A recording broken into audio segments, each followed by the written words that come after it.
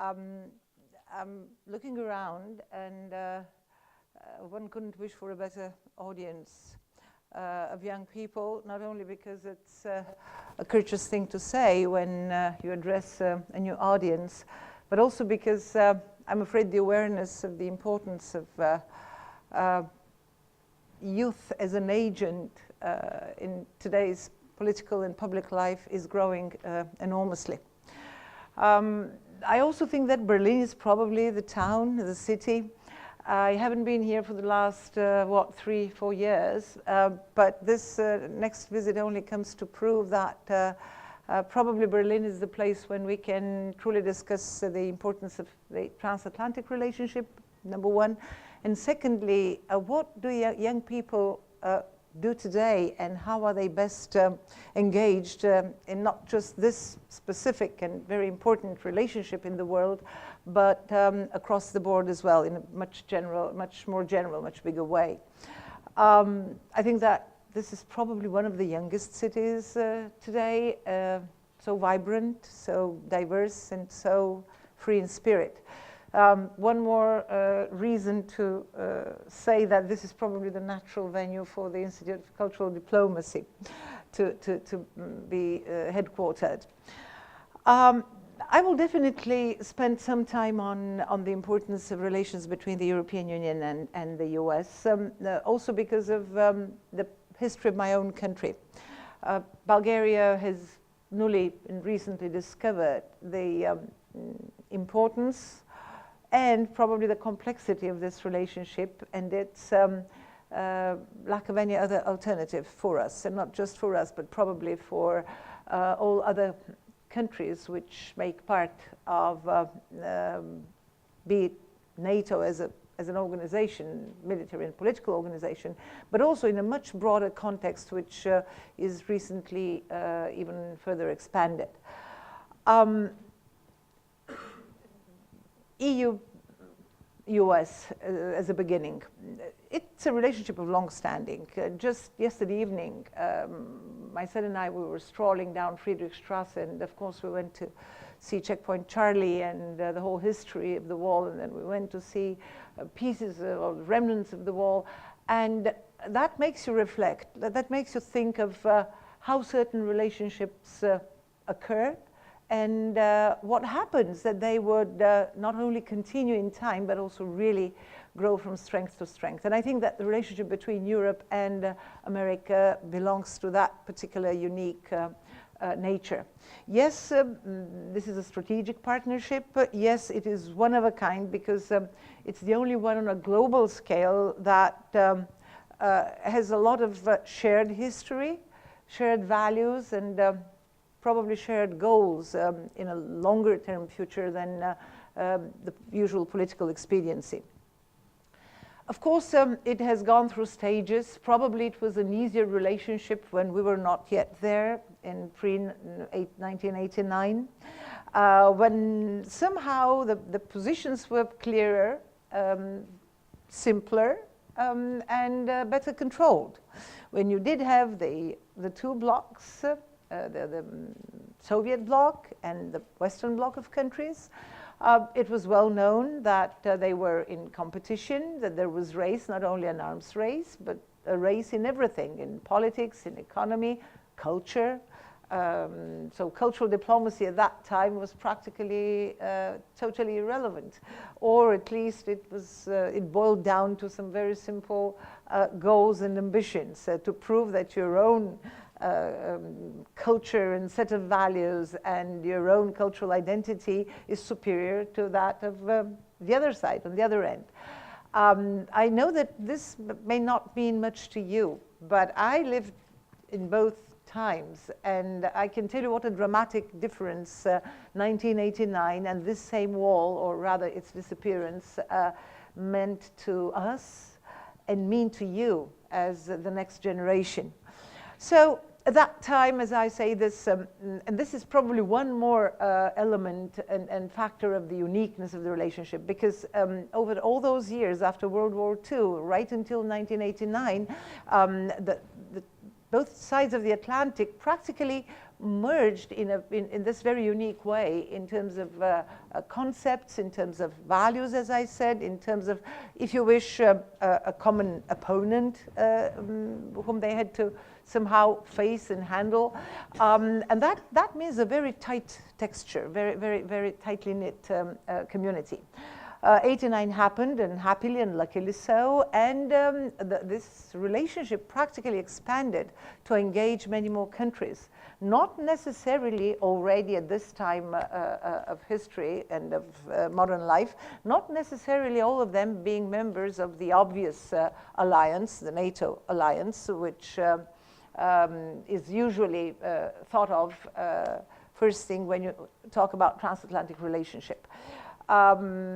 NATO itself decided very wisely that the post-Cold War period demands a different approach, different attitude to international relations, including the goals of NATO itself. And this is why partnerships and specific operations came into the broad and broader, I would say, scope of activity. The important thing, though, is that both the EU and the US, both Europe and America, are thinking of intensifying their relationship even further and making it run deeper into not just pure politics or security matters, military matters, but also in what everyday life of the people comes down to, and this is the economy. This is why it was a major step forward was the beginning of the negotiations for the signing of TTIP, as it is kind of endearingly called. This is the transatlantic free trade agreement between the European Union and the United States of America. It won't be an easy one. It will be a tough negotiation, because it will also involve areas of competition like agriculture or finance, for example, and others. It will involve sensitive areas like also exchange of sensitive information, economic and other. But the important thing, which both sides appreciate as a game changer, is the beginning of these negotiations. Now, as I was mentioning earlier, in order to illustrate the importance of cultural diplomacy, I'll probably be mentioning two countries, America, for obvious reasons, and my own country, Bulgaria. They're so different, and they're worlds apart in terms of size and development. But you will see how cultural diplomacy may be helpful and instrumental to different countries with even with different issues, I would say. So what happened before President Obama took office for his first term was a dramatic drop in America's popularity in the world. And anti-Americanism was on the rise because of the rather single-handed operation in Iraq, the war in Iraq. Now, again, different countries with different perspectives. My own country was part of the coalition of the willing. And I can tell you that in many ways, that served a certain purpose. On the bigger plane, on the plane of bigger policy, yes, that was reproachable. That was to be afterwards to prove to be with less success or no success at all in achieving and registering the results which were expected. On the other hand, my country, for the first time, became part of a bigger group of countries, of a bigger coalition, after leaving the Warsaw Pact. That was the pact which existed as a counteraction to NATO in the pre-1989 period. So it is always more than one reasons that may lead a country or a leadership or a group of people to making certain decisions. At any rate, today, it is a fact that America did lose from that operation rather than gain, and it lost in prestige.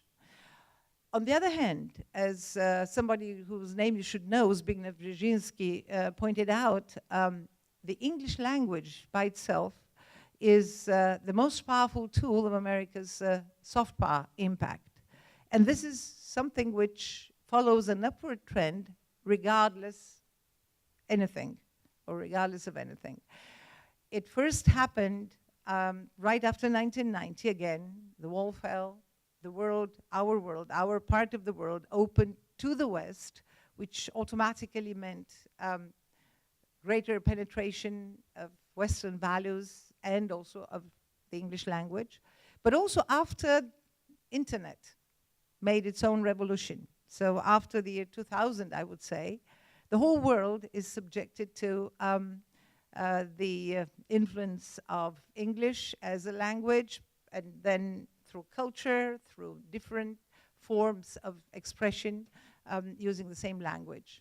And then the other problem appeared. What happens to national languages? What happens to national cultures? Because at the end of the day, culture is, or cultural identity is who we are and what we are. And then many countries, particularly those who do have major older cultures and broader dissemination, like Germany, like France, actually developed their own programs for reestablishing their own terrain of influence in the world. So there are all sorts of cultural impacts that we face today. And it is indeed a much more complicated world in which we need to navigate in order to achieve definitely political goals, but with more than one tools, more than one purposes.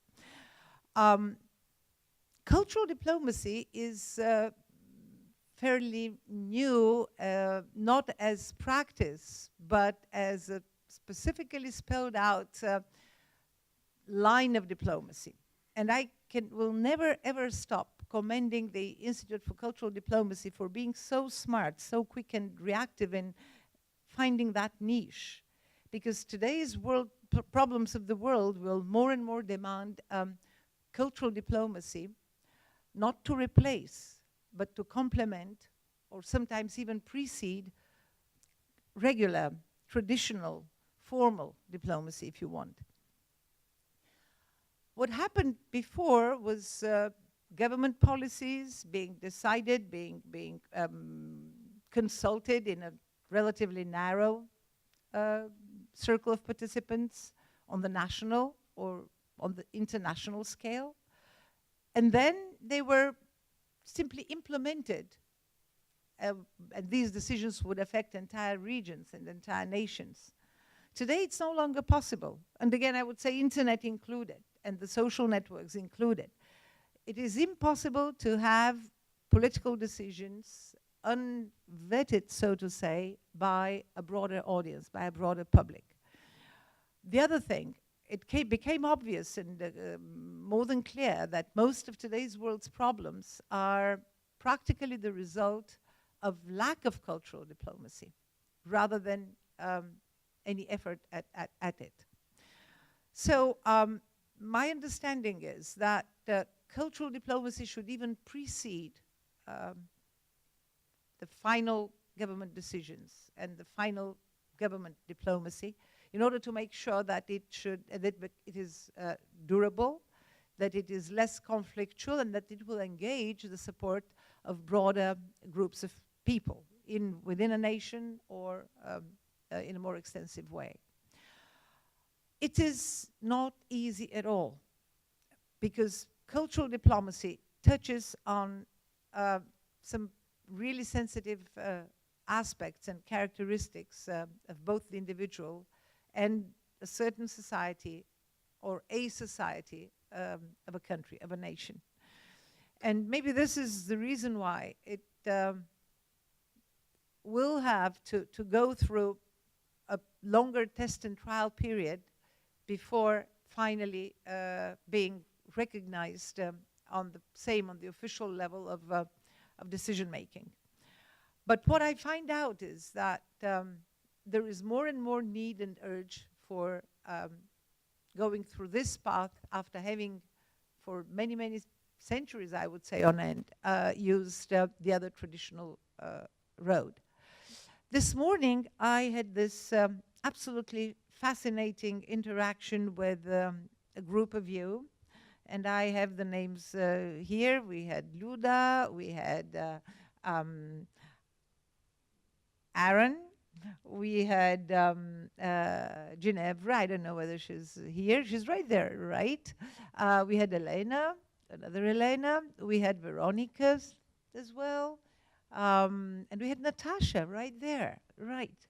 Thank you for obviously not being too disappointed with your morning and attending now as well. You saw me jotting down some of the things we discussed this morning. What struck me, Mark, was this uninhibited, totally open manner of approaching sensitive issues of each of those countries and of the world as such. And I'm positive that if I were staying longer and if I were having interaction with the rest of that group of students, we would have had the same experience, which means that we have a completely new generation now. And I know we've all read it, that yes, of course, because of high tech, because of technological revolution, because of internet, this and that, we do have a different generation, but it's not just a statement, it is a fact. When we were discussing this morning the role of cultural diplomacy, I told them that when I was looking around the room, including myself, I did see that we all come from countries that have gone through their own national, but also regional crises. Problems which were either provoked by or not being resolved by traditional diplomacy. And we were discussing ways and means in which opinions can be heard and a separate venue can be followed in the resolution of specific problems. What I wanted to get from my very fine interlocutors this morning, for example, was is cultural diplomacy relevant? Can it solve the problems which traditional politics and traditional diplomacy cannot? And I got this question: can you manipulate cultural diplomacy? Or it was more than a question, it was also more of a statement. You can manipulate everything. Why not manipulate cultural diplomacy, where we have to be the most authentic, the most sincere one, and this is the merit, this is the wealth of cultural diplomacy. Yes, you can. It all comes down to the individuals, to the people. And if you are truly committed to something which goes beyond a political expediency related to an elective term or to staying in power, then you may do things which go much farther, way beyond the very narrow political mercantilism, I would call it, of the traditional political leaders. We discussed history. How do we go about history? Because at the end of the day, cultural diplomacy is about education, it is about religion, it is about faith, it is about habits. I would also add, it's about prejudice. All of us as nations, luckily younger ones less than older generations do have some prejudice, which doesn't help resolve matters. So how do we go about history? When you go around this town, you see how important it is to tell history so that younger generations would know. But Natasha and I and Elena, we were reminiscing our own region, the Western Balkans, where we know that history weighs. And especially in the cases when, in my own country, I learned that you better speak of your own nose than about the noses of others. So Natasha, Elena, your noses are spared now. But in my own country, present-day political issues are regrettably often discussed and pushed in a wrong direction because of the manipulation we were mentioning of history for present-day political purpose. So that's a big challenge, and I think this is what cultural diplomacy should be working at and looking at. And I know that it's a tough nut to crack. I know that the Council of Europe has been trying to do something about this problem for the last 20 plus years, and it's hard because you always somehow bump into the traditional line of thought. But I think that this is something which new generations can do. You don't have the oftentimes painful experiences of your parents and the generations before. You do have the opportunity and the kind of a new reality, not just opportunity, but a new reality where you can communicate much more easily. You can form your own coalitions, which are very different from the coalition of the willing, very different indeed. That type of coalition did belong to the past century, I agree. And at the same time, you can never be disregarded. What is going on now in my own country is 50 days of street protests, of people, thousands of people, who rallied through Facebook to react against the older system of making politics and making decisions. They have no leaders, no political leaders there, which makes it kind of hard for the traditional leaders. How do you deal with, if you have an opponent across, it's easy, you handle him one way or another.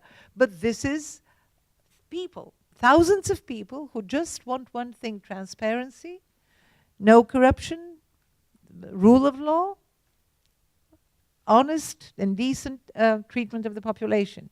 So this is, I would say, what cultural diplomacy is very much about. This new type of view of the world, view of society and the way society is run. And that, of course, happens through education. The European Union developed the 2020 strategy, and it has a special chapter called The Youth on the Move. In other words, Europe, which is also faced with a number of challenges. You come from different countries. I don't know how many are would be EU members or involved in European Union dealings, but the European Union is struggling. Again, that does not mean the end of the Union. So much has been invested in this way of European living, I would say, and there's no way backward. But countries, individual countries, and the organization as such are struggling. And obviously, everybody realizes that the solution is not backward, not even today, but forward through the next generation. So Youth on the Move is a very detailed, specific program of the European Union, which has to do basically with education. Educated young people as a remedy, as a solution to unemployment. Youth unemployment is running high, very high in the European Union. High quality education too, which means a big challenge to many of our countries. Education in my own country deteriorated as a result of long transition, as a result of austerity measures. So how do you balance out strict and rigid finances with investing in education? This means a totally different system of rearranging budgets, national budgets and EU budgets. But this is what the European Union decided to be the priority. The young people, young generation, and the education of youth. So I believe that this is, cultural diplomacy is part of that forward-looking, future-oriented education. For the time being, I'm afraid that we have more questions than answers. And cultural diplomacy is faced with more challenges than solutions. But this makes it even more worthwhile pursuing it further and making sure that it takes at least equal footing with the traditional politics, traditional government policies, which we, of course, cannot get rid of. But that government politics does need cultural diplomacy as its own savior, I would say. So thank you, Mark. I'll stop here in an expectation and hope that we will have a similar back and forth as we did today in the morning. Thank you.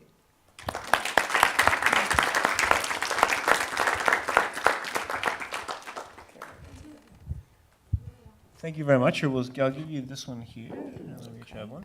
So thank you very much, Your Excellency, really for a very thought-provoking presentation. Let me maybe preempt the other questions by asking a simple question myself, a question I still don't have the answer to, and I reflect on a daily basis. What is cultural diplomacy? In a sense, how would you help us to define it? I did mention, I did mention a basic understanding which I have of cultural diplomacy as going beyond traditional and formal policy. I think it's a set of views, sometimes historical experiences, maybe not sometimes, but usually there is a part of history in that. This is cultural diplomacy is view of the future, what solutions you would find to the problems you as an individual, your own group, your own nation is facing. It is tastes about ordinary and abstract things in life. I think that actually cultural diplomacy is about making other people choose a decision, a solution, because of its attractiveness, and not imposing by force or by in an arbitrary way, or even extortion of some sort, or by payment financially, imposing decisions on others. So to me, it's all this much more solid and long-lasting set of views of the world, set of mind. If I say values, that will be very repetitive, and lately I'm afraid we've overused the term values. But this is perceptions that are really based on an educated, well-informed view of the world and of one's own country, I would say. Any other views of cultural diplomacy? So very close to Joseph Nye then, in terms of really this idea of soft power, hard power, power of attracting others to want what you want, or coercion. And yeah. So you would say cultural diplomacy in that sense really would be soft power. Because it's also arts, it's the arts, as we saw earlier today at lunch. I didn't want to use soft power. I know Joseph Nye did a great job by inventing the term, and probably that's the most concise way of describing it. And yeah, it is a power, I agree. But when you say soft power, you immediately think of the other option of hard power. And that's why I tried to be more descriptive rather than explicit. I agree. I don't think Joseph Nye is enough, and I think their soft power is one part of cultural diplomacy. In that sense, of course, as a governmental policy, one can have soft power. We want to attract others to agree with us, this, that, and the other thing. But I think the most interesting kind of cultural diplomacy is that which is actually not soft power, done by whether it's civil society, artists, etc., where it's not about trying to get something or trying to convince, but it's really for the culture itself, whether that's getting together to play soccer or put on an art exhibition. So those forms sometimes can even have more significance than the soft power. Well, so that's why I'm avoiding it. Yeah. I remember last time I did speak of soft power, I referred to it to the whole concept as soft power. But when I keep reflecting on it, yeah, you may have it, but then it's again part of a government toolbox. And I think the Institute seeks more than that. And not only a government. We were talking with the students the other day, too, about Osama bin Laden having been really an expert of soft power. He didn't pay anyone to fly into the World Trade Center. He didn't force them to fly into the World Trade Center. He attracted them to his interpretation of quote-unquote religion. That was bin Laden's soft power. So there wasn't actually a government. It was an NGO, if we want to call Al-Qaeda that. Right. So it could actually be used and manipulated, as you were saying also, for different purposes, I think good or bad. But no, I think I just wanted to begin the conversation with that question, because I'm always trying to get different perspectives. Now, I really hope that all of you will use this chance to hopefully agree, disagree, ask questions, give feedback, give examples, and we can really learn from each other. As always, I'd say just briefly raise your hand, and then when you pose your question or make your comment, briefly introduce yourself, just your name and where you're from, so that the ambassador also has a sense for the great diversity in this room. So who would like to go first? How do you think manipulation can be avoided? Is it avoidable? Tell me. Because in all honesty, besides the experience which I did have in my current field, for 11 years I was also a member of parliament. And I actually, when I was to make a decision whether to stay on in politics or go back to diplomacy, I decided to leave politics, exactly because it is disappointing by the way in which decisions are made. Sometimes you do feel helpless, believe me. You may have some ideas, but a bigger political machine, and because it is a machine, may literally distort. Even if your ideas may be accepted, they may be distorted because of current political expediency of a political entity. And that's also legitimate. I'm not saying it's not, because that's the way the world works. But then you ask yourself the question, is there another way of influencing? And there is, and it's getting more and more obvious if what was not possible in the past century is possible today. So tell me, how do you feel? I don't know, except of my very, very sort of dear classmates of this morning. I don't know anybody else, so that would be interesting to know. Hello, my name is Connor and I'm from United Kingdom. I'm in Wales.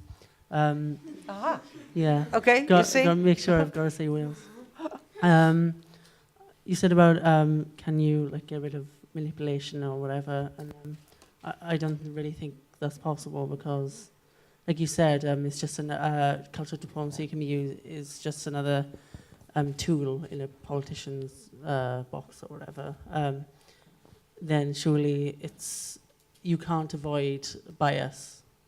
So if you want to use cultural diplomacy to achieve something, then you've always got to have your own perspective that you're trying to convince other people to join. So surely manipulation, I know sounds like morbid, but manipulation is sort of part of it, because you're trying to convince other people. Okay. Take some others? Yeah, but I don't know, yeah, right. So there may be positive and negative manipulation. Is this what I get from you? Fair enough, fair enough. Hello, my name is Jennifer and I'm from Barcelona. Trying to expand on Connor's point, I think we sort of think alike, because I do believe that diplomacy has a degree of manipulation in it as well. It's a sort of crude way of thinking about it, but if we're realistic, I think that we have to think that it's meant, because every one of us has a national interest or an interest of our own. So I do think that by diplomacy we're trying, well, as a country, we're trying to actually export our national interests. So in my opinion, I don't think manipulation could be avoided. Maybe it could be lessened, but I don't think it can be avoided, to be honest. Okay, what you say about national interest is valid. I agree. Do you think that there are interests which transcend national borders, when maybe you can and that's again to everybody, just an added question. Maybe there are those important goals which transcend the national border and national interest, like poverty, like terrorism, like how do you see the Middle East situation Yeah, again? I do think that there are in like wider interests apart from national ones, and I think the responsibility to protect in 2001, the institute in Sweden did a really good job in actually naming those interests as poverty, terrorism, culture. Natural disasters. I think that in those situations, the world actually unites, but countries always look for national interests. Like, if there's a natural disaster, who will intervene? Maybe someone with an interest will intervene, if that makes sense. Oh, so no altruism at all, even in national disasters? That's pessimistic. That's pessimistic. Don't tell me that sometimes older generations may be more sort of romantic than the younger ones. Don't tell me that, please. I don't know if they're more romantic. How about the sharing? How about sharing? Hmm? I Go ahead, agree. go I ahead. agree in the sense that there is always an interest and there is always an agent behind all actions. There is always some interest that is trying to be fulfilled. But I think that a way to avoid that manipulation, or like a way to fight against that manipulation, is just empowering the people, or empowering the young populations. Just, I think education, like you said, education is so powerful as well, and it's so empowering to the young populations, to the young countries. I know that. Oh, can you hear me? Yeah. Oh, sorry. Oh yeah. Sorry. My name is Valentina, and I come from Mexico, and I know that in my country, people are not educated, and young people are of course suffering from that, and of course there is this manipulation that we call from the government, because people are uninformed and because people are uneducated. So of course there are so many ways governments or any kind of actor, any kind of international actor can manipulate information or can transmit whatever information that is according to their interests, of course, and that's unavoidable. We cannot avoid it. But that exposure that we have, we can transform it in a way of us empowering ourselves, us having information, and us being educated, I think, which is very important. Like, I think youth education is one of the most important things they can do, and I would do it for my country because I think it's super important. So yeah. Absolutely, because in my country there is a lot of discussion going on about voting and informed or uninformed vote. Probably you would have similar situations in your countries when you have less educated people vote in a certain way, which, however, affects the entire country. But the way of voting itself may be kind of questionable at times. So this is one more aspect of an educated population. You cannot fool an educated population that easily. So how do we make governments take better care of public education? My name is Kinga, and I'm from Poland, and I absolutely agree with Valentina, what she said. And I would like to add that we need education, because that's the power. So we need to educate people. But also, what's important, we have like social media. You mentioned social media. So we don't have just one source of information. We can read something, we can hear to the radio, we can watch TV, but we can also read something on Facebook, or like we can contact other people. So we have other sources of information. So we are becoming more powerful to avoid manipulation from the government, from other actors, international actors, because we have many different sources of information we can take the information from. Yeah. Thank you. Yeah, that's very true. Hello, my name is Lauri, and I come from Finland.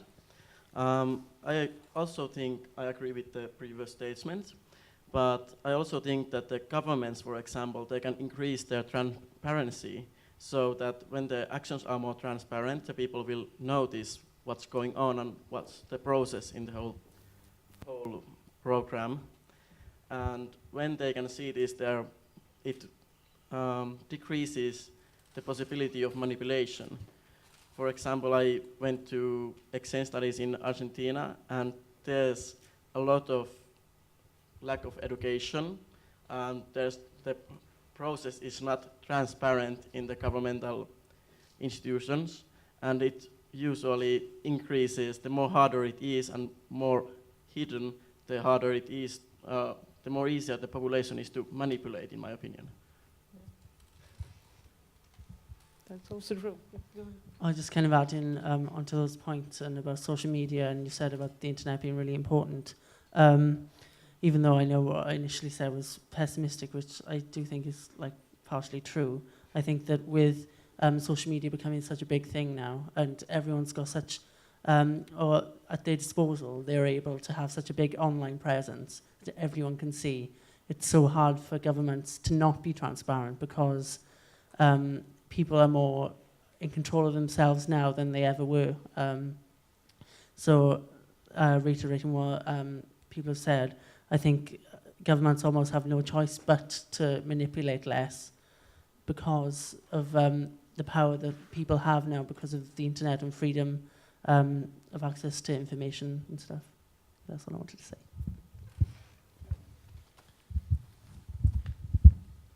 Okay, I just get up. I'm Natasha, and I'm from Greece, and I totally disagree with you. I'm so sorry, but right now I'm coming from a country that has to survive like a really bad situation.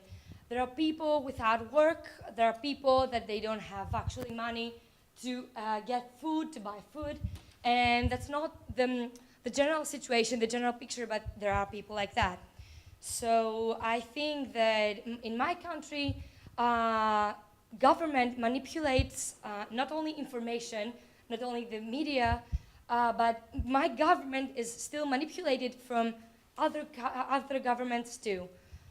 Because everyone has, like you said before, a goal, and unfortunately the people of my country can just, not people, the politicians of my country can just stand up and say, no, we won't do that because Germany wants me to do that, not because the United States wants me to do that, because I don't want to do that, because that's not good for my people. They can't do that.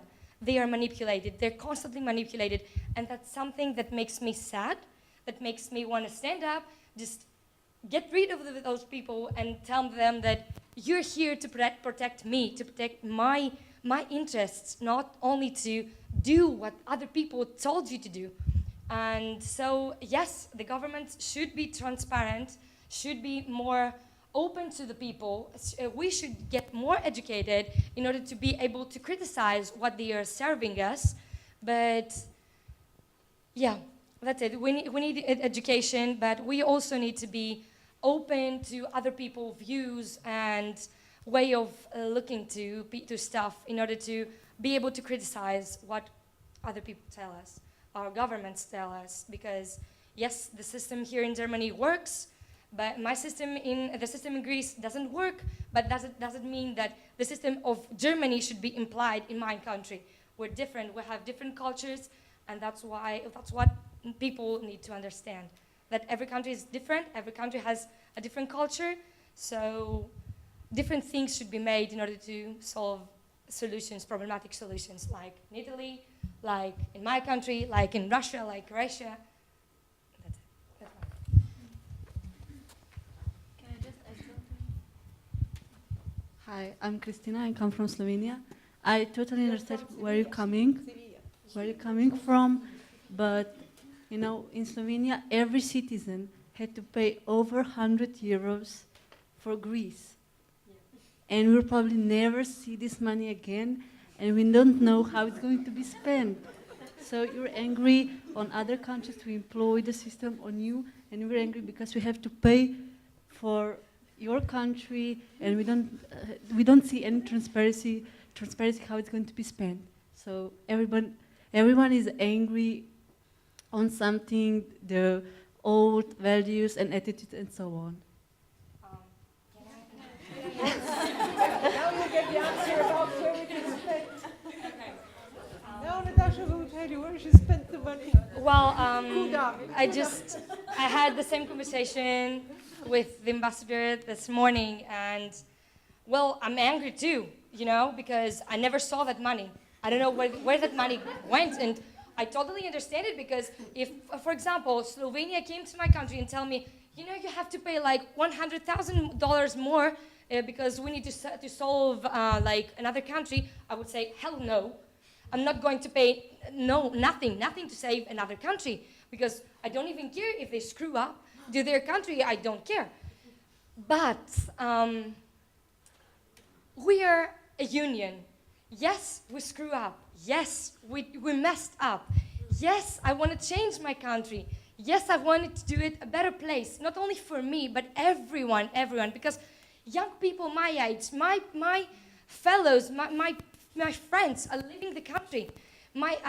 This was my last year in the university, and everyone is going away to Holland, to Germany, to England, and maybe I won't be able to see them again, because some people, me too, maybe, my parents too, screw up. But I want to do things different. I want to do that, and I'm sad because I see that although you spend so much money and Germans spend so much effort and we want to change, there are still people that they don't do anything. And I have no idea where the hell those money went. Honestly, I just don't see it coming, but I would love to see something to change, because honestly, the system doesn't work. It doesn't work. We have problems, huge problems, but there are still people there that they think that it's okay, that there will be a nice witch with a wand that will change the situation dramatically. That's not a word. Yes, and suddenly everything will be fine, but that's not the case. We need to do stuff, and honestly, I want to try for my country, and I would be glad if people like you, that yes, you're angry, and I understand that, would actually help us to solve this situation, this problematic situation. Well, that money was supposed to help. Yeah, we're supposed to help, but right now Greece is paying. Sorry, those money are coming to my country to pay taxes, not taxes, to pay Interest. How much? Hello? Interest. Yes, thank you. Interest, and I don't know. They don't help the real economy. They're not going to the people. They're just paying interest, and that's like a cycle coming and going. Another perspective which I'd like to add to this, and you will see how difficult it is to find this common agreement. Actually, in my country, we're also saying it is a poor country. Bulgaria is among the poorest in the European Union. On the other hand, when you look at the macro figures, we are the best. I mean, it's Germany, I think Sweden, and then we're number 3 in terms of low level of indebtedness, low level of inflation. And that's fine. Everybody was saying our credit ratings are skyrocketing. We can borrow anytime we want. And then you ask an average family, let's say, how much they have to live on, or a pensioner. And we were saying this morning again, a pensioner living on around €100 a month, or families having to deal with 300, 400, 500 euro a month, 2 or 3 member families. So it has a price. So obviously we need a common denominator. I think we have to be fiscally responsible, because unfortunately, even if we started printing our Bulgarian lev in excess, it wouldn't help. If we could only print dollars, it would have been different. But no, nothing. Lev, nothing. We tried, it didn't work. But again, a big economy like the American economy, with a very high level of indebtedness, and this has been constantly the domestic political debate, the domestic political talk, yet it has its buffer zones, it has its buffers. So obviously we need to look at a more flexible, more adaptable system which can accommodate both the demand, because I'm afraid we don't have any good news here. We have to be fiscally responsible on the one hand. On the other hand, you have to try and make your people suffer less from a truly austere time. How do you arrive at this kind of compromise? Again, you need probably a broader discussion. But what you mentioned about different views of the young people, that they should be listened to, and that, of course, today is a very open world.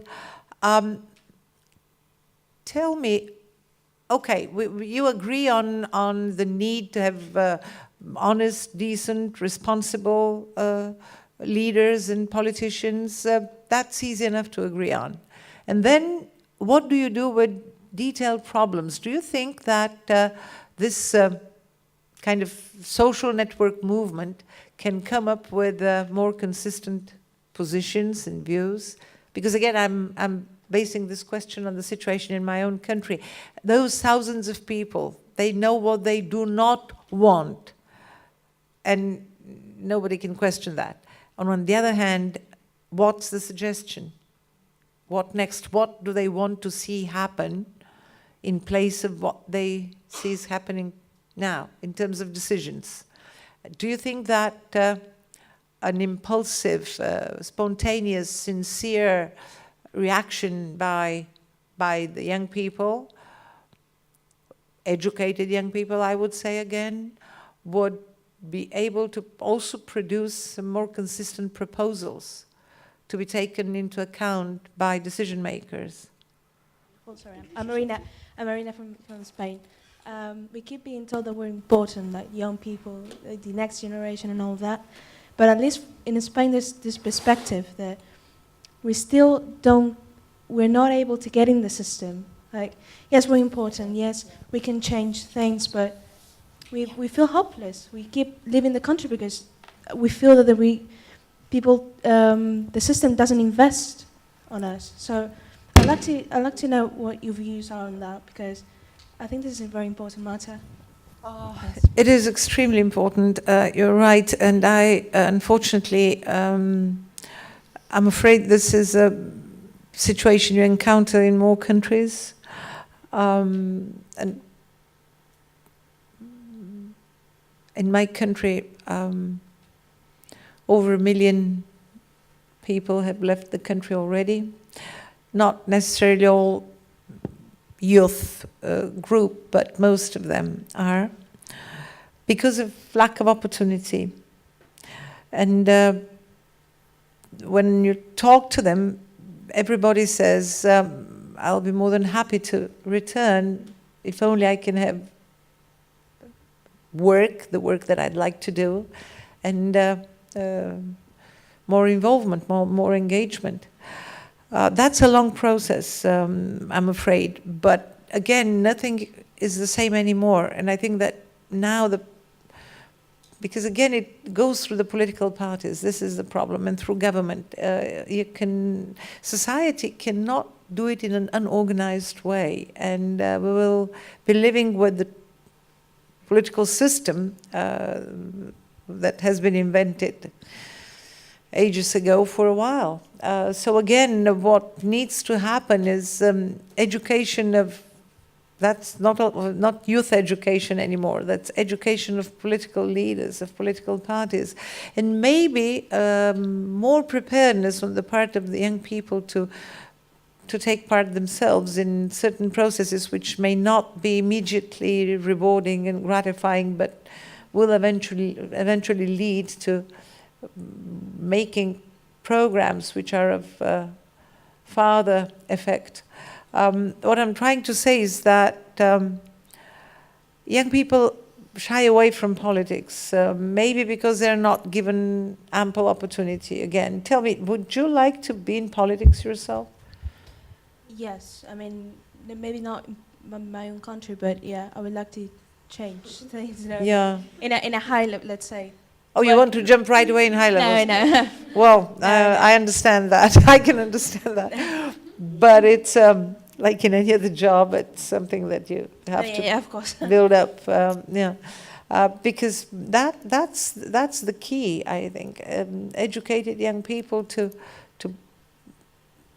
penetrate, to go into the political structures, in order to influence the process inside. Again, I'm talking from my own country's experience. You have different situations all over the world. You do have those revolutions which are mostly made up of young people. I don't know again what the final result will be. So far they have been contradictory, but there is disaffection. Young people tend to be very critical, bitter, but a step aside. So it wouldn't happen. It takes engagement. It takes two to tango, as you know. So that's my only concern, that maybe because politics has made itself so unattractive, and young people believe they can have better realization elsewhere. But I think you should really make a try at home first. Thank you.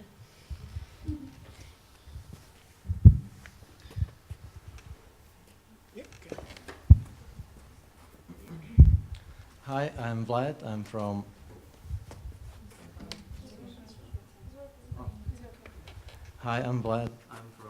Czech Republic, Bulgaria, and I have a question on Bulgaria since you mentioned the protest already. So for who doesn't know, there was electricity pricing problems. After it protests, followed the government. After it, now we have economical protests of whole country, and not only Bulgarians in Bulgaria, but all around the world. And my question is, recently ambassadors of France, Germany, Netherlands, and more ambassadors make Wow, you follow it on a daily basis. make statements in newspapers about how to solve the crisis, what to do, what to not do. If I'm correct, Minister of Foreign Affairs of Bulgaria, he was kind of in denial and refused those changes, that is too much. And my question is, if Bulgaria will solve its domestic problems by its own, or they will listen also to advices from other countries? That's a great question, not just about Bulgaria, but Bulgaria is a case in point. That's why I told you earlier that I will be talking about two countries today, mostly. What happened was that in February, the first protests erupted, and that was over energy prices by a Czech company, the Czech electricity company, and those prices were truly exuberant. People just couldn't, but when I'm saying exuberant, a monthly electricity bill would be, let's say, twice the overall payment of a family. Crazy, literally crazy. Of course, it was easy to put the blame on the Czech company, but there is also intermediaries, so it's a much more complicated process of sorting out the situation, which they're trying to do, and that's not yet done. Obviously, energy was one of the lucrative, and has been one of the lucrative businesses, where you have lots of intermediaries, where, with all my sympathy and due respect to our Russian participants here, has also to do with Russian corporate interests, which go through certain intermediaries in Bulgaria. It is a very complicated situation. But in February, those protests were strictly about bills, energy bills. Those new protests in June, they started on June the 14th, were over an extremely unfortunate appointment by the new government, because there were, by the way, over those protests in February, the government resigned, so we had a caretaker government, elections on May 12th. So now we're talking of the newly elected government, which actually was elected May 12th, but they actually stepped into office early June, or May 30th, something like that. So anyway, only 2 weeks later, there is this outrageous nomination of an extremely dubious character to lead the National Intelligence Agency. And there was an overall total reaction. I don't know anybody who didn't react sharply, angrily, and justly so. And that was the beginning. And then there were a few missteps again, some appointments which were made, then revoked. So a little bit back and forth in the first couple of weeks. But the protests were already there, and they've been there for the last 50 days. That provoked also reaction from the two ambassadors, France and Germany, which was more or less, Natasha wouldn't like that, and I understand that. I didn't like it, but it is true. They said, well, listen, 40% of your European funds come from our two countries, so it is not indifferent to us how you manage your economy, and in a broader way, how you run this country. And this is what the foreign minister didn't like, and not just him, the whole government didn't like, of course, but he was the one who had to respond. Now, membership is, I'm sorry, I don't know your name. Elvira. Oh, that's like from the fairy tales, Elvira. It's a, if you don't want that interference, you just say, I'm sorry, I don't belong there. We've always had this debate, I would call it, how far we should comply, although compliance is compliance full stop.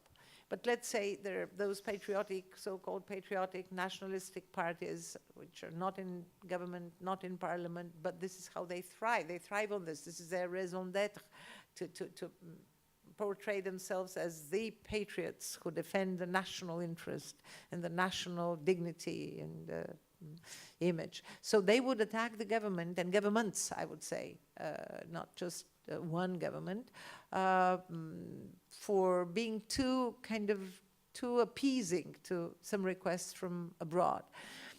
Now, I can tell you that much, because we've had a similar crisis in '97. Without international support, no government can operate. My country, like all other governments, countries, have gotten so involved in the European procedures, and including funds, that we have to make sure that we behave as a good EU member. So what the two ambassadors were saying in this open letter was, listen to the voice of the street. Well, the voice of the street, and this is why I asked previously, how do you see the reaction of the internet generation? Those who are in the street basically want the resignation of the government. So how do you act on this one? They say they go out every evening and they say resign. The government say, okay, we made amendments. We didn't make this appointment. We did this and we did that, and we tried to listen to the demands, the requests. No elected government, I'm trying to put myself in their shoes, but no elected government, because this is what they are. It's an elected government, not with the best of results. If you ask me, that was an unfortunate combination in parliament. But they're there. Those parties came into parliament, and this is why I particularly like that point here about educating the population and educating the voters. There should be there is a parliamentary process by constitution, or there should be such a dramatic situation in the country, like violence, like attack on the government or something like that, which will provoke through violence an early election, which is something nobody, I don't think even the people in the street would want this to happen. So this is why they expect that by repeating every single day, resign, resign, resign, the government would only resign because of that. It's kind of really like other such movements in the street. The parliamentary process for the time being does not give any signs of any change. So that's a status quo of some sort.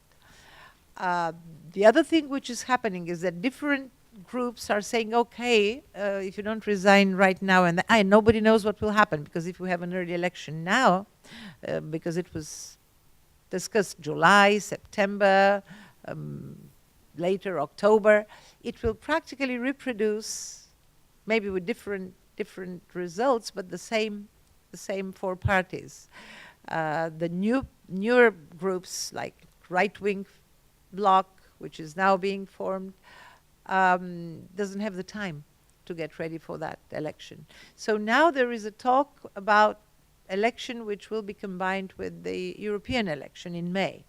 But again, this is only analysts and some politicians which are not in parliament who are suggesting this.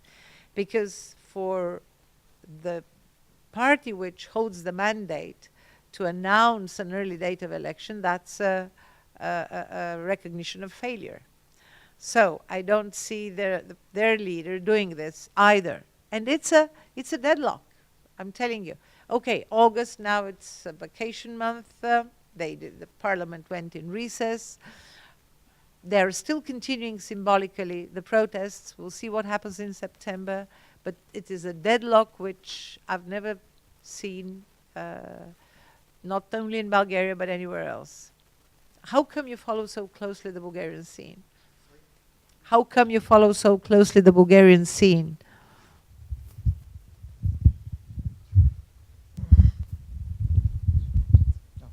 Well, I'm part of ICD blog press team, and I wrote a few blogs about this problematic, so I follow it closely. Can I just one show? Tell me how you see it. No, I have just a question. Since it's a Czech company, and I lived in Bulgaria during exactly that time when everyone started to blame Czech Republic for those problems, I would like to ask you if will economical and political relationship between Czech Republic and Bulgaria change in future, or if can cultural diplomacy help and prevent this thing changing?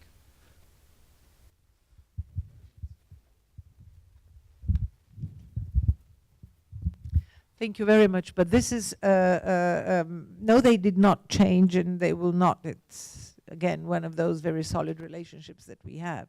But you're very right that this is yet another dimension of cultural diplomacy, because what happened as a result, and that's a great lesson to all sort of younger market economies. If you thought I was going to say democracies, no, market economies. Because the effect was chase all the monopolies out. We don't want any foreign monopolies in the country. And that was more or less the slogan in February. Now it's different, as I say. And there was no one, because of, again, domestic political fears that they wouldn't get enough votes, there was no politician to step forward and say, look, let's get things clear. It's not about the monopoly, or that's not about the Western company. It's about how you sign your contracts, how you regulate things. We had another thing which happened with AES when that was before the government resigned over the protests. Obviously, they were fearing this strong reaction regarding energy prices, because let's say the renewable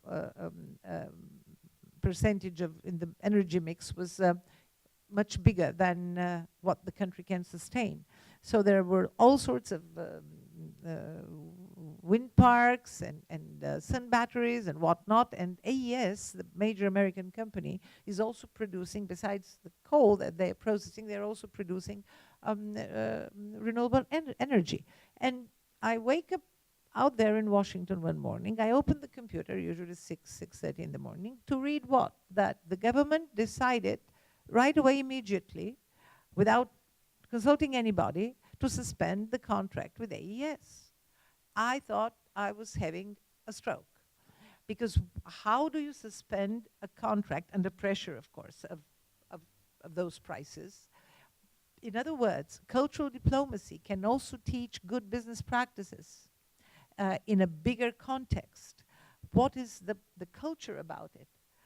You would know what an Anglo-Saxon would think of an interrupted contract or suspended without consultation. So When this government came into power, I picked up the phone and I talked to the energy minister. And I told him, whatever you want to do, invite them and talk to them. There is this whole experience of handling issues like that by talking to the company, and that is cultural, because it's a cultural thing. A government may think that it is powerful enough to make all sorts of decisions regarding a contract, which it did sign itself. It's not even from earlier times. But to teach also the public of the importance of all commitments your country enters into, or the role of big companies, of this very new type of economic relationships and of business links that are created, which are always, if regulated properly, they're to the benefit of the recipient country, not to their detriment. But if you ask the people in the streets in Bulgaria, they will tell you, out, all of them, out. We were better off before they came in, which unfortunately may be true, but not because of the foreign companies, but rather because of mismanagement of the economy and other sectors of life. So again, thank you for making this association with cultural diplomacy. Yes, I do think it can help a lot in the work ethics. The other thing, work ethics is huge, literally huge, and I think we all have to learn more about it, because it is part of a concept of how we function, how we operate. Education, that's, of course, we agreed, that's essential. But then what do you do with the education you have? How you best use it, how you best market it and offer it to an employer, etc. So that's a whole new area which probably deserves to be looked at. But work ethics is great. An idea. No, I agree. Actually, we have a department also at ICT looking at what we call corporate cultural diplomacy in terms of how also the private sector can engage. One of the biggest challenges is, of course, how do you articulate and how do you prove to a company that they can increase profits or performance through cultural diplomacy? It's difficult, but doable. And I think that's kind of our challenge, and really showing companies you actually can increase profits and performance in many cases by actually practicing corporate cultural diplomacy, either in local communities where you're working, also abroad if you're working abroad. So I agree with the thesis, but unfortunately it is still a challenge to really prove that, and I think that'll maybe be the next chapter of cultural diplomacy when we see it's not just governments anymore, but the private sector as well. Not only should get involved, but actually can benefit from getting involved. So it's a very important point. We want to do an interview with you downstairs as well, but I want to see, are there any other final questions or comments anyone would like to throw into the discussion before we move down for the interview? It was a great discussion, actually. Very lively, very international.